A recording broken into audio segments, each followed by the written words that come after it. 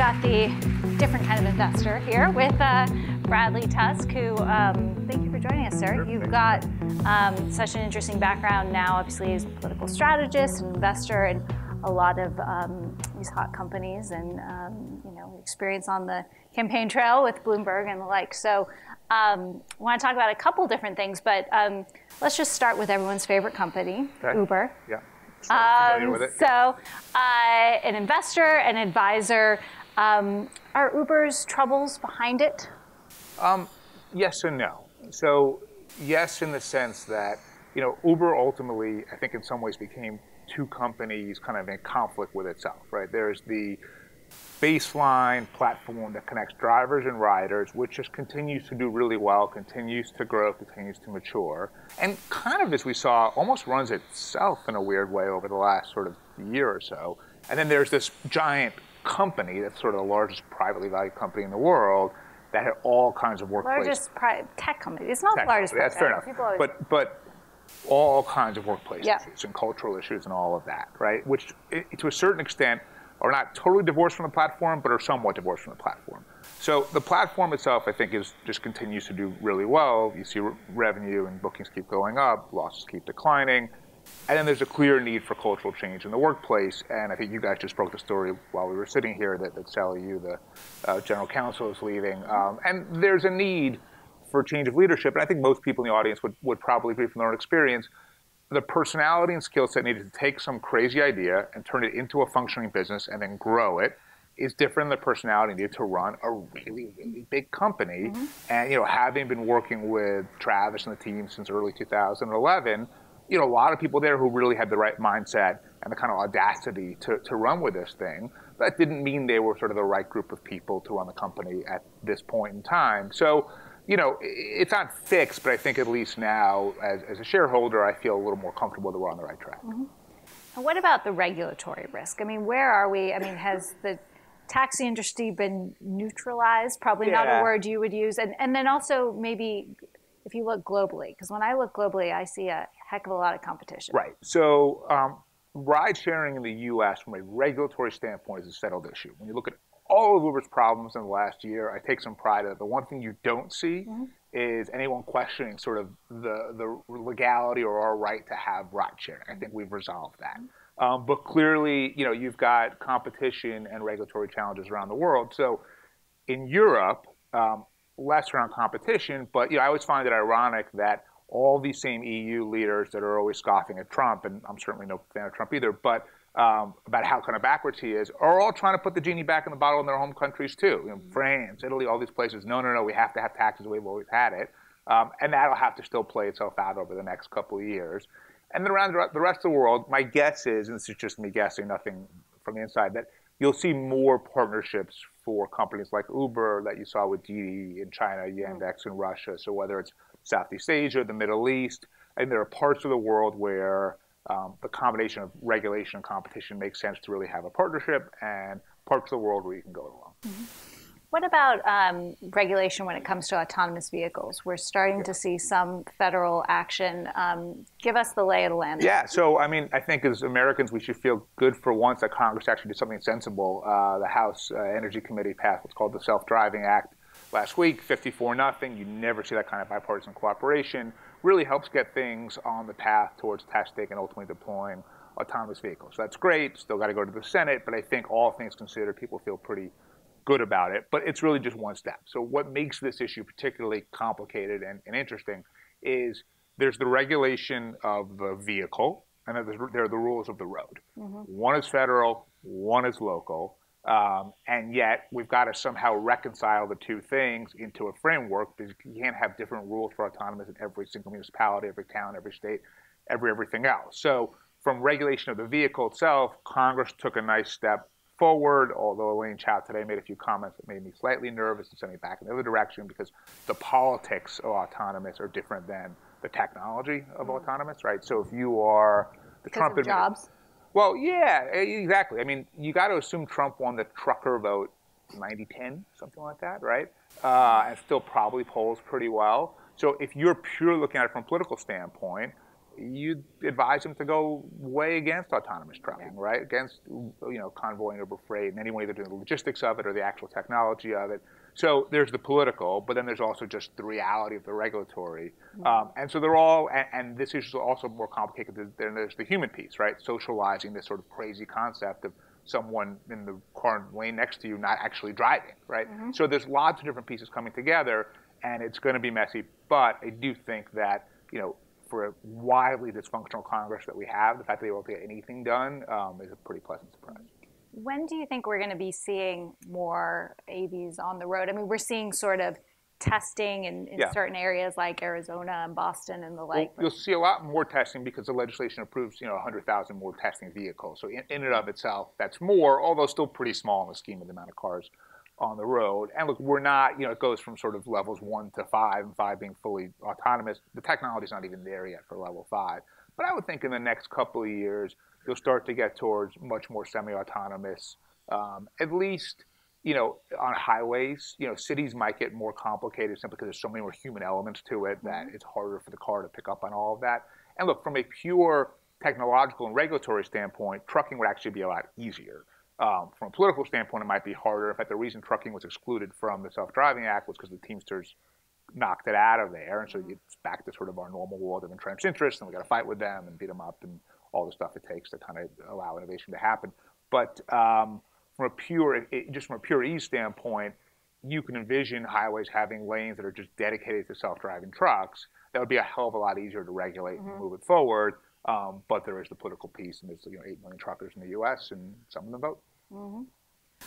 What is the Valley not getting when it comes to, that's a very broad question, but it just seems to me that in many ways, I really do believe that the gap between some of the sentiment in the Valley on these issues and Washington, let alone the rest of the country, is widening. And I would be interested in your perspective.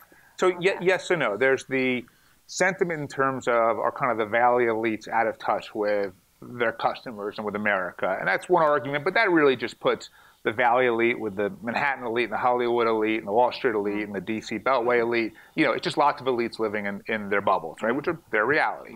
But I would say actually it's gone the other way. So I think about when I started working with Uber back in 2011, it didn't take me that long to say, hey, the value of my equity is going like this. This is really fun, interesting work. I should do more of these. And I'd go talk to other founders and I'd say, hey, you're in this industry. Here are the people you're disrupting. Here's how they're going to punch you back. Here are the regulatory issues. They say, no, you don't get it. I went to Stanford. I was in Y Combinator. John Doerr's on my board. And when those stupid regulators see how smart I am, they're going to do anything I want. Right? I think that's changed. I still pick up on some of that. There's some of it, but I kind of would laugh and explain politics doesn't really work that way. But I would say from 2011, 2015, I worked with one startup, Uber. Now we're working with 28 different companies in our portfolio, separate from the companies we're writing checks to as well. So clearly just the fact that a business like mine now exists shows that attitude is changing. And the real reason it's changing is because I would argue there's no such thing as a tech company. There's just new companies. Whoever made this chair is a tech-enabled company in some way. And the vast majority of businesses are regulated either directly or indirectly by government. There's this famous quote from Pericles from 2000 BC. That just because you don't take an interest in politics doesn't mean politics won't take an interest in you. That's reality. That's true. And if you put your head in the sand, look at, for example, here in New York, Airbnb basically can't really operate in this market in any real way because they mishandle the politics really badly. And I think I would argue at least for the next 18 months, they're stuck. I don't see How do they dig a way out? They're going to have to spend a tremendous amount of money, like arguably $10 to $30 million on a campaign to overturn it in Albany. It will not happen next year, I don't think, because you've got a gubernatorial election, and without getting into sort of nitty-gritty of New York politics, it just doesn't work itself out well at all. But the year after is a really good time to try to do stuff. So I would imagine that's when they'll make their move. But they've got a lot of work to do. It's doable, but it's hard. So of those companies who want to work with you, what are the hot zones in terms of types of companies, anything in the fintech world? I mean, so we really like insurance tech, and I would say Lemonade is the one I think we're sort of the most excited about, both the work we did and kind of getting their insurance license in every state over the objections of the insurance industry and a lot of bureaucracies, but also it's as investors, and we've deployed capital into the Series B as well. So insurance tech, to me, is really fascinating. Obviously, a lot of the discussion tonight's been around crypto, and clearly it's totally wide open. From a regulatory standpoint, in a way, it's fascinating. In a way, we're almost too early because it's so hard to know where it all shakes out. But clearly, there's a lot there. But there's almost two different categories of kind of regulation industries, right? You've got your older line industries that have clear entrenched interests, clear regulation, transportation, healthcare, energy, education, things like that. And the battle lines are pretty easy to spot. Then you've got all these white spaces, whether it's because the technology is new, like crypto or drones, or just because it hasn't come up yet, like cannabis, right? We work in cannabis, and it's a fascinating space and a great opportunity, but nobody knows what to do right now because it's all over the place. And so you've got these almost two different areas, and it requires, at least for our work, two totally different paths. One is someone's got a new platform, idea, technology. The law is silent because if the legislators and lawmakers could have thought of that, they'd be entrepreneurs and not politicians.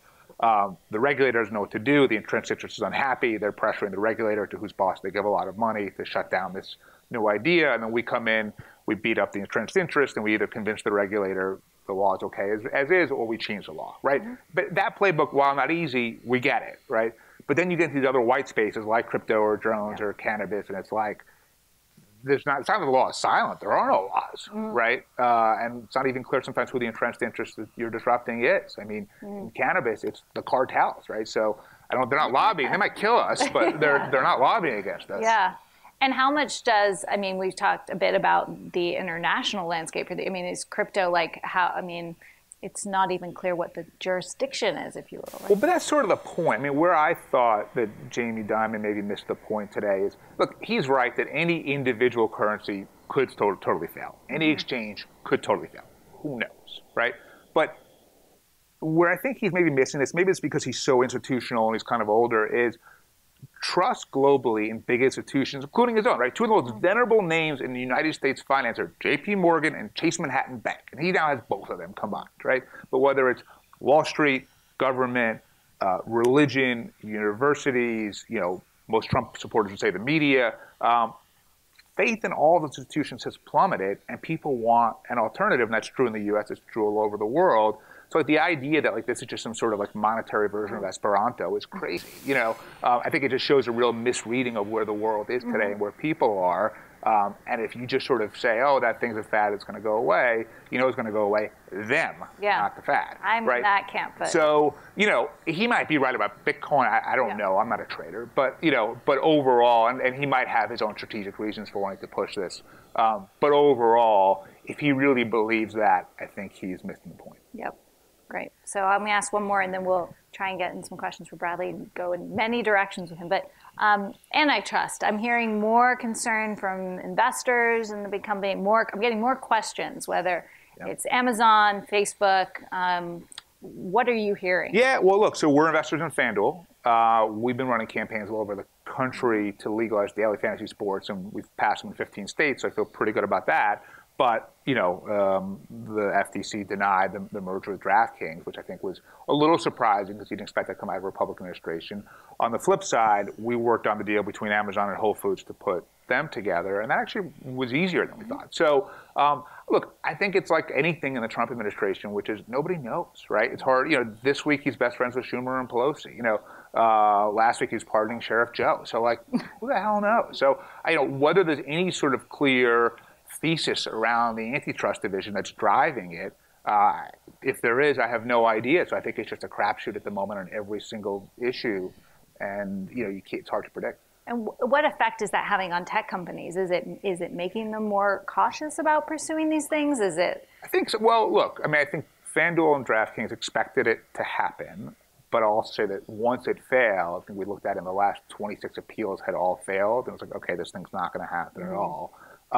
So, at the very least, I think it'll give people a certain amount of pause and caution. And the problem is, you can hire any number of great law firms in DC to tell you what to do around this issue. And they're really good at their jobs, but they don't know either, right? They'll say things in an authoritative way so that you pay them. But ultimately, they can't predict what the Trump administration is going to do either. So, I think it's just sort of another data point for people to consider. But if I were two startups looking at a merger, and I wouldn't say, oh, just because FanDuel DraftKings didn't happen, I should abandon those plans. Mm-hmm. I think that you've got this wildly uncertain world of politics generally all over the world. The federal government today, even more so. And, you've got to be able to sort of factor that all in. Mm-hmm. Awesome. Good questions.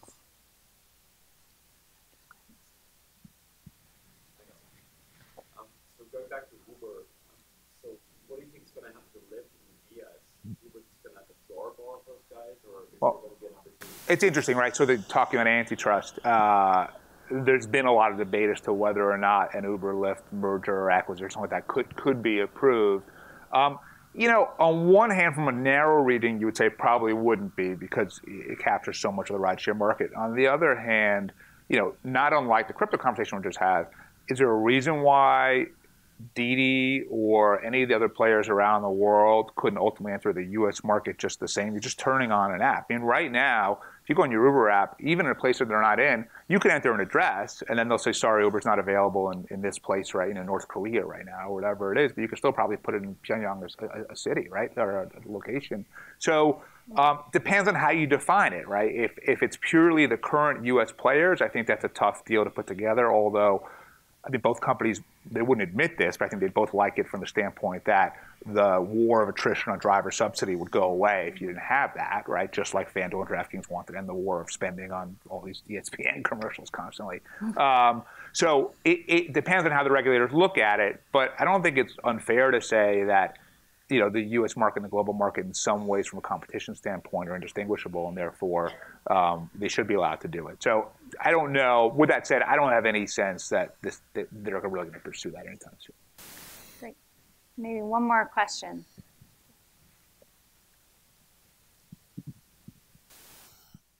On the FinTech topic, where do you see bank licensing and charters with the OCC, industrial loan, state harmonization, just sort of all the topics that are out there right now? Yeah. Look, I think there's a few things. You've got, at this point, a real disparity between the SEC on the federal level, where to the extent that anything is happening, I think that despite the crypto guidance that came out a few weeks ago, I think that had been in the works for a long time already, that I think you'll see sort of a scaling back on a lot of what you saw under Obama. And at the same time, I think you'll see a lot of states step up and be even more aggressive. So like, for example, here in New York, there's agents called DFS that some of you might have dealt with, and they're sort of like the regulatory hobgoblin of the world. They'll feel even more of a need to do that in response to anything sort of lax in Washington. So I think you're going to see this constant push and pull between the two. But part of the challenge is states might say, we'll calibrate based on where the feds are going. But I don't know that the feds know where they're going, because again, it gets back to 10 other topics we've already talked about in the last 20 minutes, which is there is no clear sense of direction or ideology. Gary Cohn right now is probably sending out signals directly and indirectly to Treasury, SEC, and everyone else. Gary Cohn, for all we know, might be gone in a day or a week. It's a terrible answer to say I don't know, but the reality is anyone who tells you they know is not. And with that uncertainty, we'll wrap it up. But anyway, yeah. Thank you. Thank you, sir. Yeah, great.